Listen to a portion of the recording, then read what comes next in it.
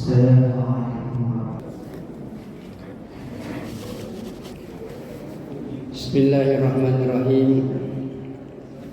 Assalamualaikum warahmatullahi wabarakatuh.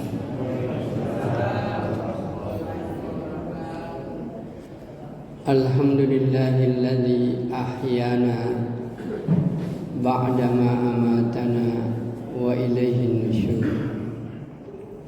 Asyhadu an la ilaha illallah wa asyhadu anna Muhammadan abduhu wa rasuluh la nabiyya ba'da. Allahumma salli ala hadzal nabiyil karim wa ala alihi wa ashabihi wa man tabi'ahum bi ihsanin ila yaumiddin. Bismillahilladzi la yadurru ma'asmihi syai'un fil ardi wa la fis sama' wa huwas samiul alim. A'udzu billahi as-sami'il 'alim minasy syaithanir rajim. Alhamdulillah, hadirin jamaah subuh Masjid Nurul Istiqamah, Kompleks Cukunuri, Kompleks Kodam Gunung Sari, tapi yang terkenal Cokonuri. Mestinya bukan Cokonuri tapi Koconuri, karena Ko kompleks, Kodam berarti Kokonuri. Karena cuma tulisannya memang C, maka dibaca dengan Cokonuri. Baik, ibu-ibu dan bapak-bapak rahimakumullah, kita bersyukur kepada Allah Subhanahu wa taala karena kita dipanjangkan umur oleh Allah Subhanahu wa taala. Kita telah berada di tahun baru. Artinya tahun baru ini dua.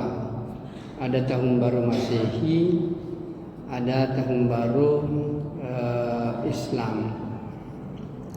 Dan dua-duanya ini penting karena dalam agama kita dua ini benda ini yang menentukan ibadah kita.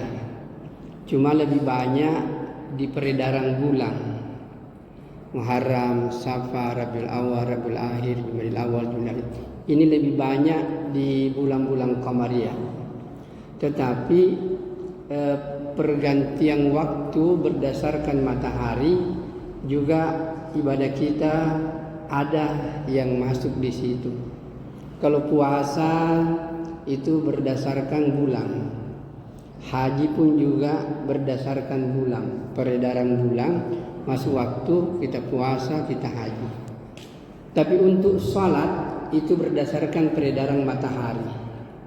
Jadi sholat yang kita kerjakan lohor, asar, maghrib, subuh itu berdasarkan peredaran matahari.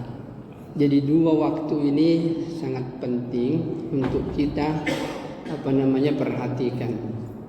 Baik berdasarkan peredaran waktu Qamariyah, bulan, maupun Syamsiyah, matahari. Baik ibu-ibu dan bapak-bapak yang dimuliakan oleh Allah Subhanahu wa taala, tahun 2022 telah berlalu. Pertanyaannya adalah, apakah ibu-ibu dan bapak-bapak mengisi tahun 2022 ini dengan sukses? Berhasilkah kita memanfaatkan tahun 2022 ini untuk persiapan ke depan? Alhamdulillah, tadi waktu kemudian karena ini saya lagi iktikaf di Goa, banyak ada mahasiswa yang saya bawa, banyak juga jemaah. Alhamdulillah semalam kita iktikaf di masjid dan banyak mengadakan perenungan. Dan bahkan saya bilang lebih baik tidur sebelum jam 12 sehingga Anda tidak menyaksikan banyak kesia-siaan. Sepanjang jalan tadi malam waktu saya silaturahmi keluarga, bisa dikatakan hampir masuk ke lorong ke jalan-jalan kampung itu orang luar biasa, bikin musik-musik macam-macam. Sambil bikin kue Pak, ada yang ada macam-macam acara. Sepertinya kayak mau lebaran. Saya bilang inna lillahi wa inna ilaihi raji'un. Kayak begitulah kenyataan umat. Jadi kalau kita turun ke lapangan, itu bisa menyaksikan kenyataan-kenyataan umat yang jauh sekali dari agama. Hadirin yang mulia, saya pun lewat tadi, saya tertegun lewat di rumahnya Pak, orang tua kita, orang yang kita banggakan, orang yang selalu bersama kita dan selalu menjaga sholatnya, yaitu Bapak Haji Andi Muiz. Saya lihat tadi banyak ucapan berlangsungkawa. Mudah-mudahan beliau ditempatkan di sisi Allah Subhanahu wa taala. Mari kita sama-sama baca Al-Fatihah untuk beliau. Wa ala hazihi niyya wa kullu niyyah shalihah. Al-Fatihah. A'udzu billahi minasyaitonir rajim. Iyyaka na'budu wa iyyaka nasta'in. Amin ya rabbal alamin. Hadirin yang mulia, mungkin saya akan lanjutkan, saya akan samakan saja. Kebetulan saya dipercayakan kemarin untuk khutbah muhasabah akhir tahun di Masjid Al-Markaz Al-Islami Jenderal Yusuf kemarin.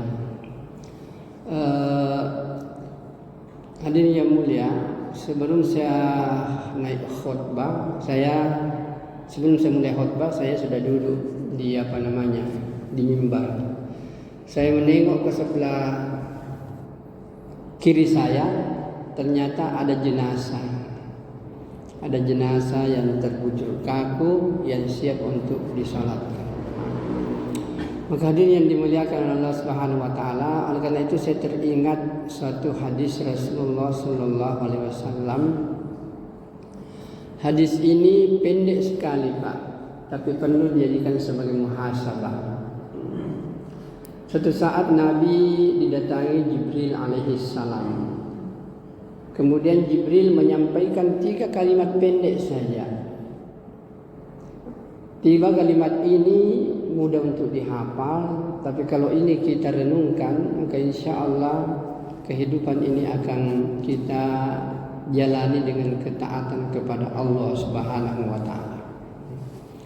Dan Jibril menyampaikan kalimat ini, setelah sampaikan kalimat ini dia langsung pulang.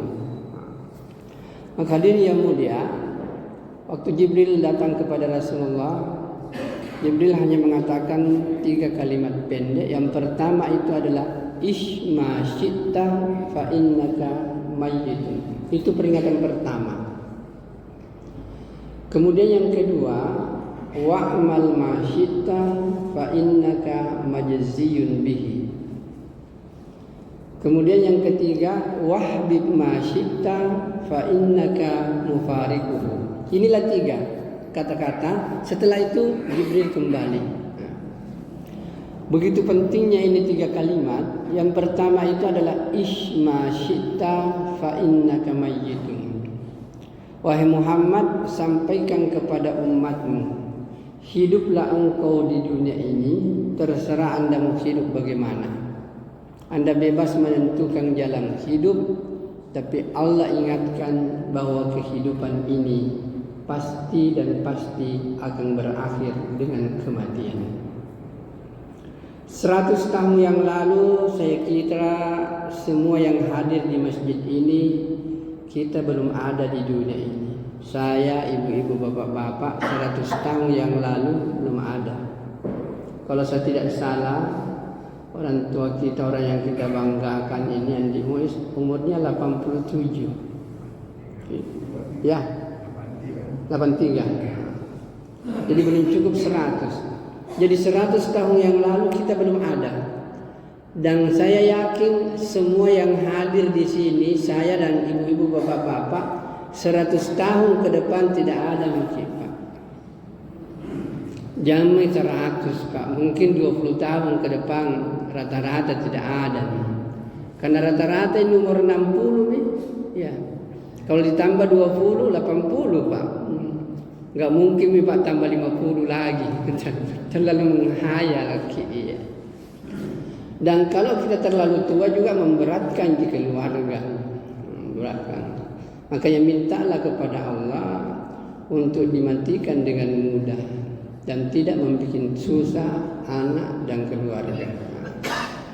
Jadi itu peringatan. Dan bahkan untuk muhasabah lebih jauh, ada kan hadis itu yang populer itu, iqtanim hamsan qabla hamsin. Artinya manfaatkanlah 5 sesuatu, 5 persoalan sebelum datang 5. Salah satu diantaranya ini juga hayataka qabla mautik. Kehidupan kamu sebelum engkau meninggalkan dunia ini. Apa yang kau pergunakan dalam kehidupan kamu ini? Padahal kehidupan ini, bapak-bapak dan saudaraku yang mulia, tidak lama. Nabi katakan a'maru ummati baina sittin wa sab'in. Umurnya umatku itu hanya sekitar 60-70. Ada yang lewat 70 seperti Muiz ini, tapi ada yang kurang daripada 60. Tapi rata-rata Pak 60-70. Jadi bapak-bapak yang umurnya 60 siap-siap mungkin Pak. Ini banyak, termasuk saya sudah masuk. Guru juga ini sudah masuk di atas 60. Harus kita Pak bersiap. Nanti kita akan bahas kenapa orang takut menghadapi kematian. Sebenarnya kematian itu indah Pak. Nah, ada pernah buku tertulis begini. Kematian itu indah, indahnya kematian. Saya bilang gimana caranya ini orang menulis ini? Dia bilang indahnya kematian belum pernah dia mati. Seandainya sudah pernah mati, pengalamannya dia tulis bisa. Tapi saya yakin memang kalau kita tapi bagaimana merasakan kematian itu sebagai sesuatu yang indah, sesuatu yang memang diharapkan datang Pak. Jadi itu yang pertama, isma syi'ta fa innaka mayyitun. Wahai Muhammad, sampaikan kepada umatmu, hiduplah engkau, tapi ingatkan sungguh-sungguh bahwa kehidupan akan berakhir dengan kematian. Kau hidup di dunia paling 60-70 tahun. Dan di akhirat bukan 60 tahun Pak. Bukan 70 miliar tahun, bukan 70 triliun tahun, tapi Allah katakan khalidina fiha abada, selama-lamanya, tidak punya batas waktu. Dan di akhirat hanya 2 tempat. Tempat yang penuh dengan kenikmatan yang sering kita sebut dengan surga. Dan yang kedua, tempat yang penuh dengan penderitaan yang biasa kita sebut dengan neraka. Itulah 2 tempat di akhirat. Di mana kita berada di salah satu 2 tempat ini, apakah di surga atau di neraka, ditentukan dalam kehidupan di dunia yang hanya 1 kali ini saja, dan waktunya tidak terlalu lama, 60-70 tahun. Jadi kehidupan kita 60-70 tahun di dunia ini, inilah yang menentukan kita sebentar berada di mana, di surga atau di neraka. Maka kita perlu berpikir dengan melihat konteks yang kedua, di mana Jibril katakan, wahai Muhammad, sampaikan kepada umatmu, wa'mal ma syi'ta fa innaka majziyun bihi. Berbuatlah apa yang kamu perbuat, silahkan Anda melakukan apa yang Anda melakukan, tapi ingatkan kepada mereka bahwa semua perbuatan itu pasti akan dipertanggungjawabkan. Sekecil apapun perbuatan kita, itu akan dipertanggungjawabkan. Pertanyaannya, kalau kita melakukan sesuatu, kita akan ditanya, untuk apa Anda lakukan ini? Dan kalau kita meninggalkan sesuatu, kenapa kau tinggalkan sesuatu itu? Atau dalam bahasa Al-Qur'annya kita sudah hafal, faman ya'mal mithqala dzarratin khairan yarah wa man ya'mal mithqala dzarratin syarran yarah. Sekecil apapun perbuatan, kalau itu baik, akan diperlihatkan oleh Allah. Dan kalaupun itu buruk juga akan diperlihatkan oleh Allah. Tidak ada yang tersembunyi. Semenjak kita lahir sampai kita meninggal dunia itu ada catatannya. Tapi catatan nanti dimulai ketika orang sudah balik. Jadi catatan waktu kecil itu tidak diperhitungkan. Tapi catatan waktu kita ketika kita sudah balik, barulah itu namanya mukallaf, dan disitulah diawali perhitungan. Jadi perhitungan orang salat atau tidak itu ketika mukallaf. Tetapi orang harus diajarkan tentang salat sebelum dia mukallaf. Kalau nanti dia dewasa baru diajarkan, Pak, susah. Makanya agama ini diajarkan di waktu kecil. Setelah terbiasa mengamalkan agama, waktu perhitungan masuk ketika dewasa tidak jadi masalah. Jadi waktu kita pertanggungjawaban yang wajib itu ketika kita sudah dewasa. Kalau laki-laki sudah mimpi basah, kalau perempuan sudah haid, mulai haid sudah mulai pertanggungjawaban dari Allah Subhanahu wa taala. Maka dia yang mulia. Kemudian yang ketiga, Jibril katakan, wahbib ma syi'ta fa innaka mufariquhu. Cintailah apa yang kamu cintai, terserah. Anda mau cinta istri, mau cinta suami, mau cinta anak, mau cinta pangkat, mau cinta rumah, mau cinta harta, silahkan. Tetapi ingatkan Muhammad kepada mereka bahwa apa yang kau cintai pasti akan berpisah dengan kamu. Dengan dua persoalan.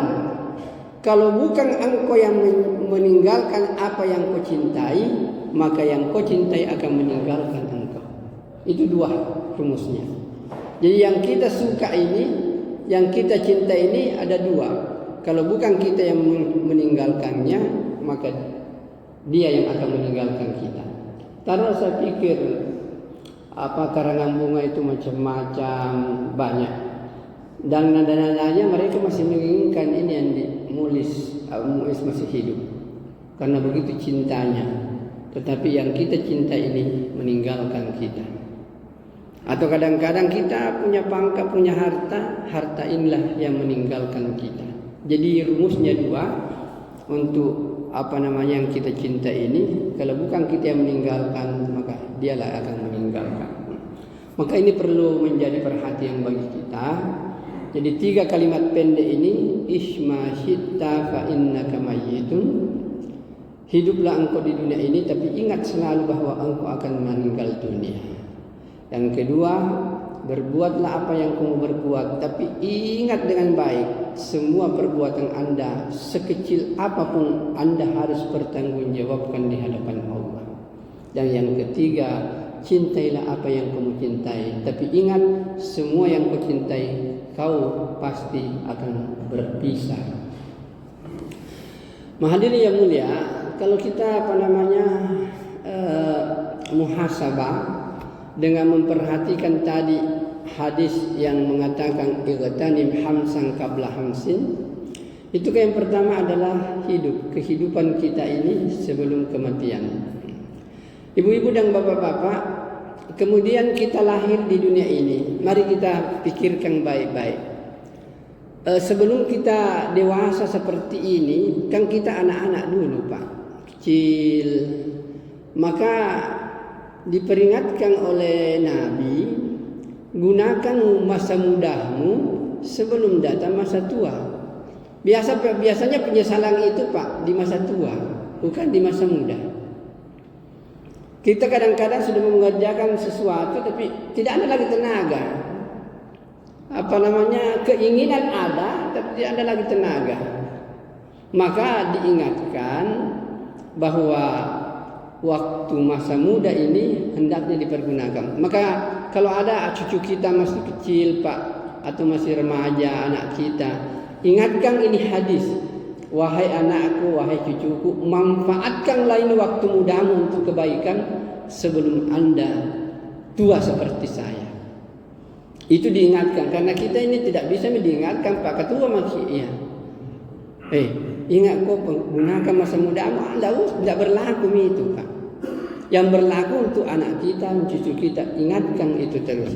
Dan salah satu perlindungan di akhirat itu kan ada hadis mengatakan ada 7 perlindungan yang akan diberikan oleh Allah di hari kemudian. Tidak ada perlindungan kecuali perlindungan Allah. Yang pertama itu adalah anak muda yang tumbuh dalam ibadah kepada Allah.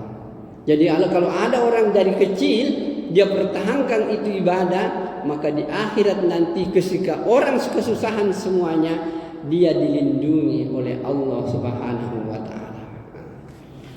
Makanya saya ingin terlintas Pak ya. Kemarin kita diskusi-diskusi, bincang-bincang dengan kawan-kawan. Jadi ada seorang ustaz itu, dia merenung begini. Sebenarnya nanti di akhirat itu Pak, kalau orang kafir, orang tidak beriman masuk surga, penjaga penjaga neraka itu, kalau orang kafir masuk neraka ini, penjaga neraka itu bilang masuk, silakan. Tidak diperiksa, dibiarkan saja. Cuma kalau ada orang yang beriman mau masuk neraka, heran itu penjaga neraka Pak. Kenapa kau bisa berada di sini? Nah, banyaknya peluang-peluang dalam Islam untuk kau masuk surga. Jadi kalau orang Islam masuk surga Pak, apa masuk neraka nanti di akhirat, heran itu malaikat penjaga neraka itu. Kenapa kau bisa berada di sini? Nah, masih banyak sekali peluang. Bahkan sekalipun dosa Anda antara langit dan bumi, Allah masih bisa memaafkan. Kenapa Anda bisa berada di sini? Dan sebelum kita punya napas sampai ke kerongkongan, masih terbuka peluang untuk minta tobat kepada Allah. Makanya mereka heran, kenapa Anda bisa berada di sini? Maka hadirin yang dimuliakan oleh Allah Subhanahu wa taala, mari kita lihat. Jadi masa muda ini perlu diwanti-wanti anak-anak kita. Kemudian yang ketiga, kita masih ingat dulu Pak, waktu-waktu kecil, waktu remaja, banyaknya waktu luang, banyaknya waktu kosong tidak diisi. Nah, salah satu peringatan dari Nabi, waktu kau luang tidak punya pekerjaan, sibukkan dirimu dengan ibadah sebelum datang masa sibuk. Saya sudah rasakan sekarang, dulu itu banyak waktu Pak untuk belajar. Sekarang ini susah untuk belajar, untuk menambah. Karena sibuk dengan mengajar saja. Saya kadang-kadang berpikir, ya Allah susahnya ini mengajar. Saya dikasih mata kuliah Pak, 15 kali saya harus mengajar dalam 1 minggu. Jam 8 mengajar, jam 10 mengajar, jam 1 mengajar. Setiap hari. Sabtu mengajar lagi di Paskah. Ahad juga mengajar di Paskah. Jadi waktu habis untuk di sini. Ini saya ingat hadis Nabi, kenapa kau tidak pergunakan waktu luangmu dulu banyak untuk belajar sebelum datang masa sibukmu? Karena kita suatu saat Pak pasti akan sibuk. Dan bahkan kalau kita berpikir sederhana, orang yang bersantai-santai di waktu muda pasti akan sibuk di masa tua. Tapi orang yang menyibukkan diri di masa muda, orang itu bisa bersantai-santai Pak di masa tua. Coba kalau bapak-bapak tidak banting tulang, peras keringat waktu masih muda untuk cari rezeki, cari nafkah, baru tua-tua begini baru kita mau setengah mati Pak. Tapi orang yang tidak sibukkan dirinya untuk cari nafkah di waktu masih kuatnya, mudahnya, maka sibuk sekarang. Tapi orang yang menyibukkan dirinya sekarang sudah bersantai-santai. Coba lihat bapak-bapak, seperti saya ambil contoh orang tua kita waktu sibuk, anaknya saya lihat saja ada dokter banyak. Karangan bunga itu saya lihat, oh ya ada anaknya dokter, ada juga dokter. Alhamdulillah dia ahli penyakit dalam SPPD. Jadi hadirin yang mulia, dia sudah menikmati kehidupan. Maka hadirin yang dimuliakan, jadi sudah ada tiga hidup. Kita hidup, kemudian masa kecil, kemudian waktu luang. Sekarang bapak-bapak dan ibu-ibu sehat, pergunakan baik-baik ini waktu sehat. Jadi Nabi mengingatkan, pergunakan waktu sehatmu sebelum datang waktu sakit. Karena tidak tertutup kemungkinan Pak, masa depan kita akan sakit. Bagus dan berbahagialah kalau orang menjaga kesehatan. Dan bahkan saya selalu mengingatkan, setelah kita ini beriman dan beramal saleh, yang pertama betul dijaga Pak adalah kesehatan. Sebab kalau kesehatan ini terganggu, amal agama ini susah. Coba melihat Pak, kalau yang namanya asam urat itu susah Pak, itu sakit. Dan asam urat ini bukan hanya orang tua yang ada kemarin anak baru 20 tahun sudah kena. Jadi jagalah kesehatan itu Pak, karena kesehatan ini modal utama untuk beraktivitas. Kalau sehat ini tidak tercapai Pak, susah. Agama saja susah untuk dilakukan. Maka jagalah itu kesehatan. Dan cara menjaganya itu ikuti pola hidup Nabi. Nabi itu tidak pernah sakit Pak.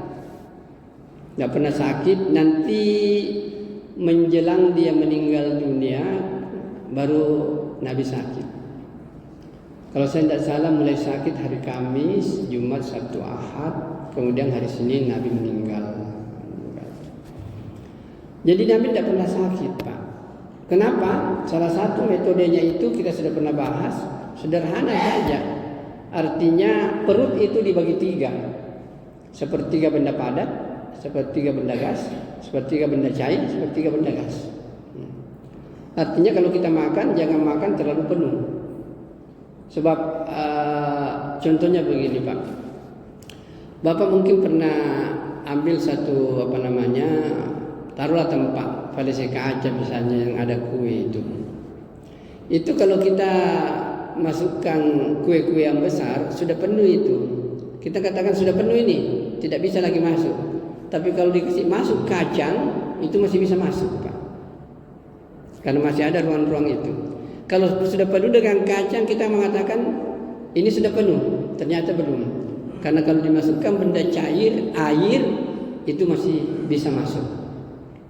Makanya beginilah perut kita harus diisi Pak. Diisi benda padat sepertiga, benda cair sepertiga, dan benda gas sepertiga, barulah kehidupan ini akan jadi normal. Atau ada bahasanya yang begini, nanti makan kalau lapar dan berhenti sebelum kenyang. Jadi makan setelah lapar itu gampang Pak. Yang susah itu berhenti sebelum kenyang. Ya. Apalagi kalau ada pesta, agak-agak. Jadi ada sebenarnya nasihatnya bahwa kalau pergi ke pesta Pak, jangan langsung ambil banyak, ambil sedikit-sedikit saja. Nanti kalau kita makan, ini terasa enak, perlu ambil lagi. Yang tidak marah itu yang punya hajat, tidak memperhatikan. Kita tuh yang perhatikan diri itu. Daripada kita ambil banyak, kemudian kita tidak suka atau makan doi, kenapa ini keras? Kita tinggalkan, kita tidak makan. Kenapa tidak ambil sedikit-sedikit saja, berdicoba dulu. Nanti yang enak kita pergi ambil, tidak ada masalah. Itu teknis. Baik, jadi sudah berapa Pak? Hidup, kemudian masa muda, kemudian waktu luang, kemudian sehat. Yang terakhir adalah kayamu sebelum miskin. Jadi kekayaan ini biasanya nanti ada orang mau menyumbang setelah dia jatuh miskin Pak. Jadi ketika kaya ini manfaatkan kekayaan untuk membangun akhirat. Ada yang menarik itu Pak, tentang kekayaan, tentang harta ini. Kalau saya tidak salah waktu perang Tabuk itu, perang yang sangat luar biasa, itu Nabi luar biasa mengumumkan, wahai sahabatku, berkorbanlah untuk perang ini, luar biasa. Karena kebutuhan banyak yang kita, dan peperangan ini bukan peperangan biasa. Maka waktu itu Umar radhiyallahu anhu kebetulan punya banyak harta. Kemudian dia bilang, mungkin kesempatan ini saya bisa mengalahkan Abu Bakar karena aku punya banyak harta sekarang. Maka dia bagi 2 lah itu hartanya Umar. 1/2 untuk dia sumbangkan kepada Nabi semuanya, 1/2 untuk ditinggalkan anak dan keluarganya. Kemudian setelah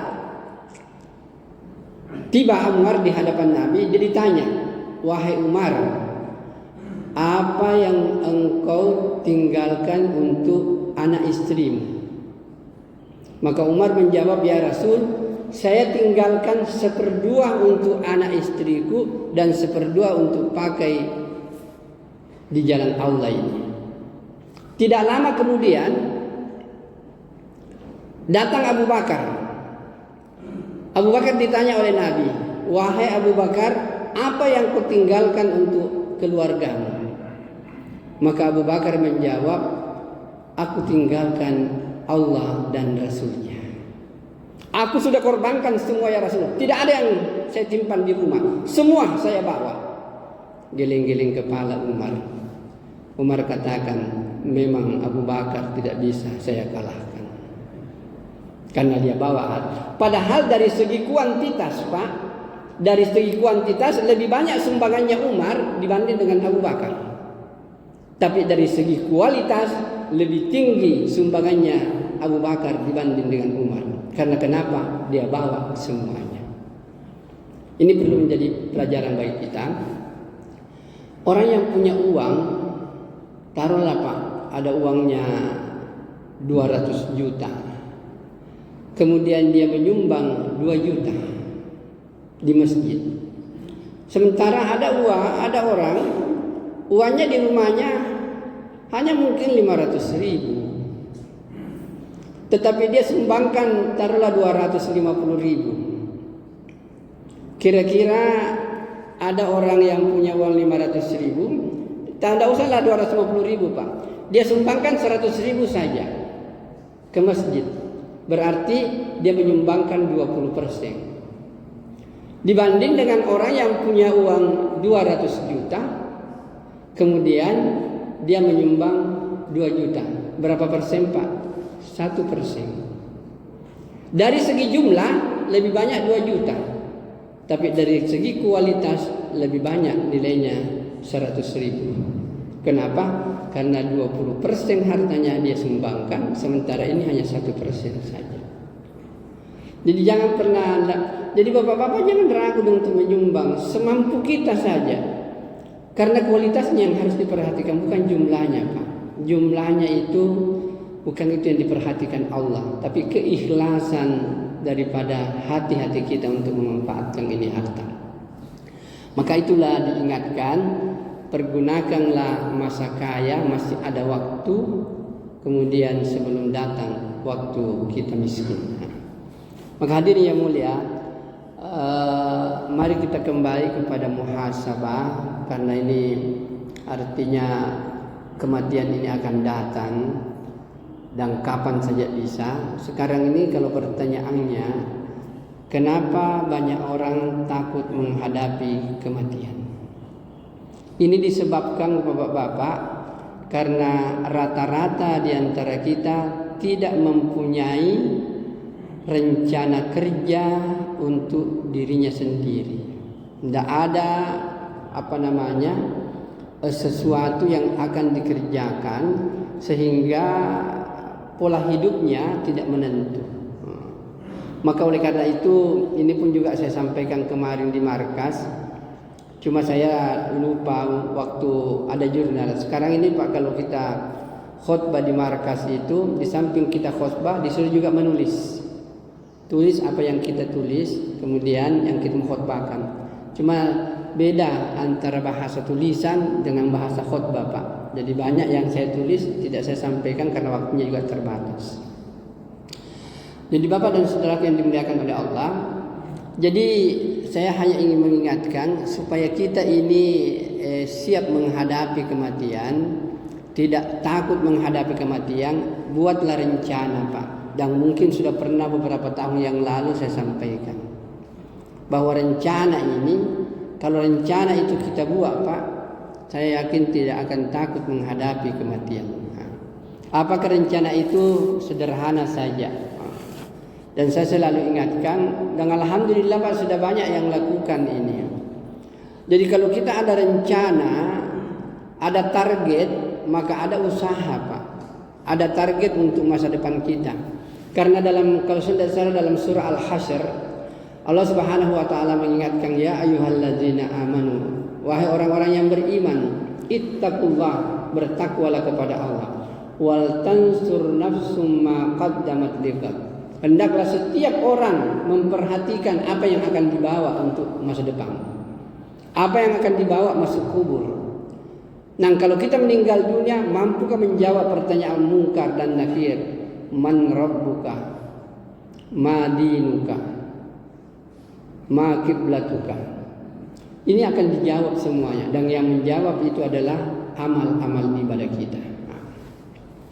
Maka hadirin yang mulia, supaya enak kita menghadapi kehidupan, ini awal tahun, Pak. Saya minta betul-betul, ini tanggal 1. Bikinlah bapak-bapak, ibu-ibu semuanya, ini perhitungan diri, muhasabah.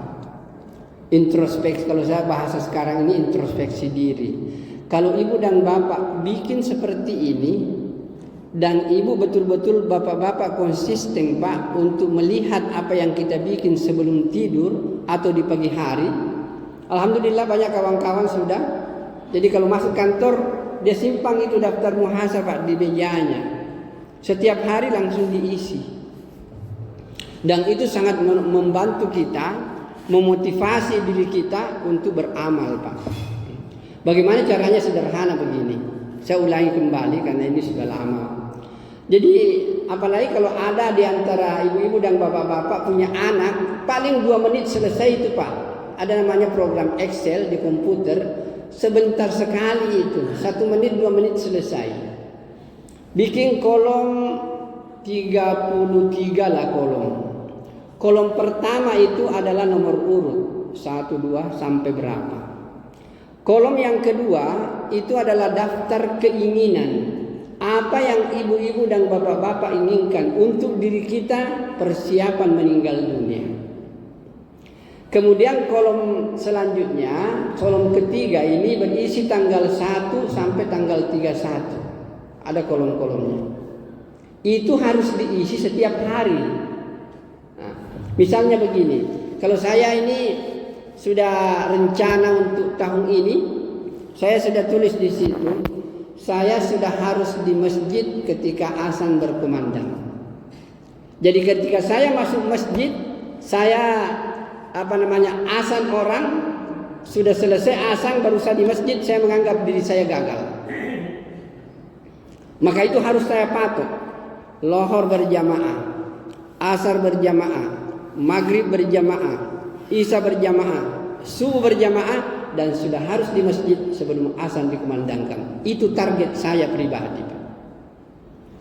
Kemudian target yang selanjutnya salat tahajud, salat duha, kemudian baca Al-Quran 1 juz 1 hari, sedekah setiap hari, kemudian zikir pagi, zikir petang. Tulislah yang seperti itu, apa yang ibu dan bapak inginkan. Tulis itu, Pak. Ini bukan Pak. Ini sangat diharapkan supaya kita ada muhasabah. Kalau kita lihat itu, Pak, ada semangat itu. Kenapa kemarin saya tidak lakukan? Nah, maka hadirin yang mulai ini baru tanggal 1, Bapak Ibu. Kalau memang tidak ada komputer, ambil saja penggaris, Pak. Biar tidak ada penggaris, gampang jadi dicoret-coret. Tulis di situ. Ambil 1 lembar kertas dulu, mulai hari ini, Pak. Apa yang Ibu inginkan? Apa yang Bapak inginkan? Tapi program pertama jangan lupa salat berjamaah. Itu yang paling inti. Makanya kalau tiba nanti di kantor, lihat tanggal 1 salat berjamaah lohor, alhamdulillah. Asar, alhamdulillah. Semuanya alhamdulillah. Tadi subuh terlambat kali. Kemudian baca Quran, oke. Salat tahajud, alhamdulillah. Duha, alhamdulillah. Dan itu duha, Pak. Jangan pandang enteng. Biasanya bilang sebentar di gampang. Lebih baik kita sudah mematuk. Jam 7 saya sudah harus duha sebelum pergi. Sebelum berangkat ke kantor, ke tempat kerja, salat duha lah dulu, Pak. Gampang ji. Mau panjang kan boleh. Mau pendek juga boleh. Baca qul huwallahu, qul surah bil falaq, 8 rakaat gampang, Pak. Jadi hadirin yang mulia, Kalau kita sudah bikin program seperti itu, salat, kemudian baca Quran, zikir pagi, zikir petang, sedekah, tulis. Hari pertama masih banyak kalinya. Hari kedua sudah berkurang satu. Hari ketiga berkurang lagi satu. Hari keempat karena ada pengantin bertambah lagi. Karena biasanya begitu Pak. Kalau ada pengantin ini ya Allah. Bahkan kawan-kawan di kampus, dosen-dosen saya ingatkan. Saya bilang, Bu, Pak, hati-hati Ki dengan sholat berjamaah. Jangan sampai ibu dan bapak sementara mengajar, azan sudah berkumandang. Dan mahasiswa mau pergi sholat gara-gara ikut kuliah bapak, maka dia tidak pergi sholat, maka ibu dan bapak akan bertanggung jawab di hadapan Allah. Tidak gampang Pak. Bertanggung jawabnya berat. Maka diri yang mulia, kalau itu Pak sudah kelihatan, maka ibu dan bapak di tanggal 31 nanti Januari, perhatikan bapak-bapak, itulah diri bapak yang sesungguhnya, itulah diri ibu yang sesungguhnya. Dan kalau masih banyak kali-kalinya Pak, saya yakin masih takut menghadapi kematian. Jangkulul malaikat maut datang, masih banyak kali-kalinya ini.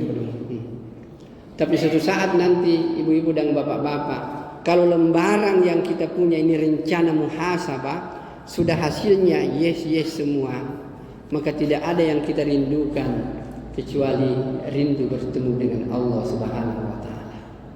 Dan kalau ada malaikat maut datang, mau ambil nyawamu, ambil saja, lihat punya itu yes semua, selesai Pak. Jadi hadirin yang mulia, ini kelihatannya Pak sederhana, tapi tolong ini harus kita bikin masing-masing. Minimal ibadah-ibadah wajib, puasa Senin Kamis misalnya, salat tahajud, salat duha, zikir pagi, baca Quran, tulislah di situ Pak, sesuai dengan apa yang kita inginkan. Kalau ini kita perhatikan Pak, itu akan termotivasi. Bayangkan bapak-bapak kalau setiap bulan sudah hasilnya yes semua, alangkah indahnya menikmati ini hidup. Itu metode sederhana. Dan kalau mahasiswa lain lagi Pak. Kalau mahasiswa saya katakan lain, karena rencana kamu masih muda, kau harus dapat tanggal bulan ini saya sudah harus kuasai materi ini.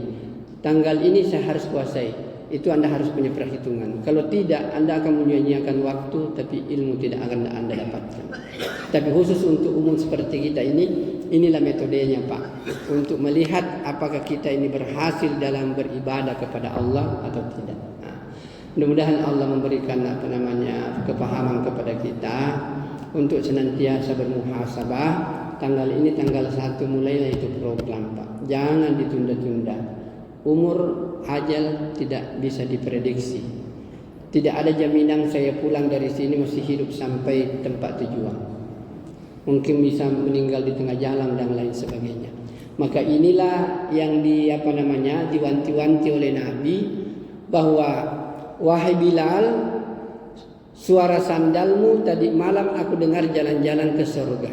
Maka Nabi bertanya kepada Bilal, wahai Bilal, apa sih amalanmu yang luar biasa? Kau masih di dunia, bunyi sandalmu sudah kedengaran di akhirat, di surga. Maka Bilal mengatakan, tidak ada ya Rasul, cuman satu. Begitu salat saya, wudhu saya batal, langsung saya ambil air wudhu. Begitu wudhu saya batal, saya ambil air wudhu. Boleh Bapak dan Ibu programkan, saya harus senantiasa suci dalam kehidupan. Kapan saya suci dalam kehidupan, dimanapun saya dijemput malaikat maut, maka saya akan meninggal dalam keadaan berwudu dan suci. Sebagaimana Bilal masih di dunia, tapi kedengaran sandalnya sudah jalan-jalan di surga. Mudah-mudahan Allah memberkati kita semua. Mari kita mempersiapkan tahun ini untuk lebih meningkatkan ibadah kita kepada Allah Subhanahu wa taala. Baik, kita tutup dengan doa kepada majlis. Subhanakallahumma wa bihamdika asyhadu an la ilaha illa anta astaghfiruka wa atubu ilaik. Subhana rabbika rabbil izzati amma yasifun wa salamun alal mursalin walhamdulillahi rabbil alamin. Assalamualaikum warahmatullahi wabarakatuh.